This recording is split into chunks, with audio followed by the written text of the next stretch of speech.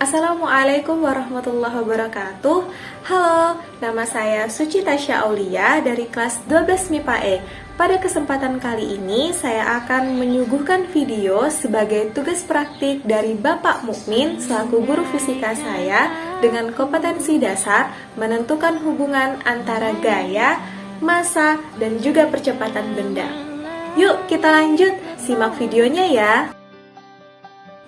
Nah, sebelum itu saya mau tanya dulu nih, kalian tahu nggak sih kenapa hukum 1 Newton berkaitan dengan gerak suatu benda ketika resultan gaya yang bekerja pada benda sama dengan 0? Jawaban yang tepat dari pertanyaan tadi, hal itu dikarenakan pada saat itu kecepatan benda adalah tetap, massa benda mengalami gerak lurus beraturan. Dapat kita katakan bahwa benda tidak mengalami percepatan atau kecepatannya adalah 0. Nah, kita lanjut ya. Sedangkan ketika benda bekerja dengan sebuah gaya atau beberapa gaya yang resultannya tidak 0, maka kecepatan benda akan selalu berubah-ubah. Dapat kita katakan benda mengalami percepatan. Sekarang sudah makin jelas ya, ada kaitannya antara resultan gaya dan juga percepatan yang ditimbulkannya.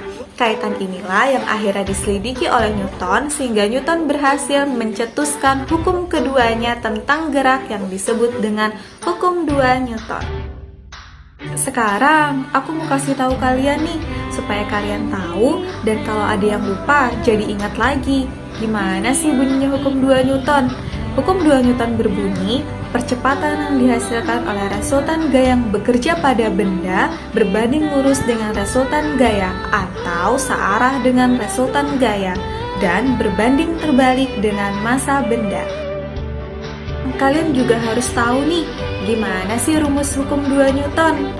Rumusnya, gaya adalah massa dikali percepatan. Gaya atau F bersatuan Newton, massa atau M kecil bersatuan kilogram, dan percepatan benda atau A kecil bersatuan meter per second kuadrat.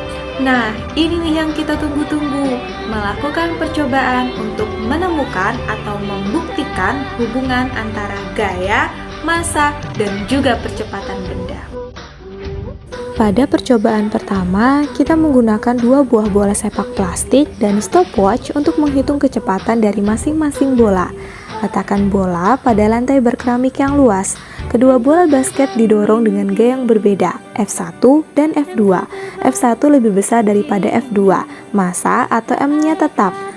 Kita bisa lihat hasilnya bola yang percepatan lebih besar adalah F1. Percobaan kedua, kita menggunakan 1 buah bola basket dan 1 buah bola voli. Bola basket massa M1, bola voli massa M2, didorong dengan F atau gaya yang sama besar.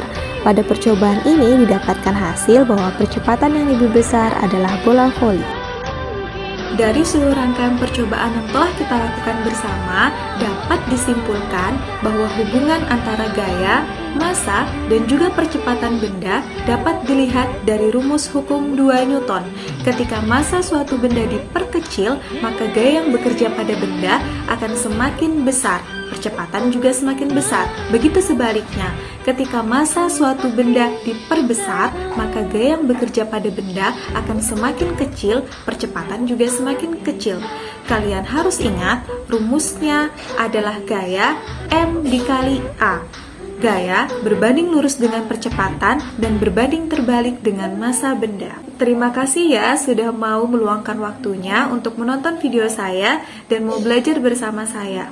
Waktu adalah pedang, mungkin tidak hari ini, tapi pasti akan kalian petik hasilnya di masa depan. Assalamualaikum warahmatullahi wabarakatuh.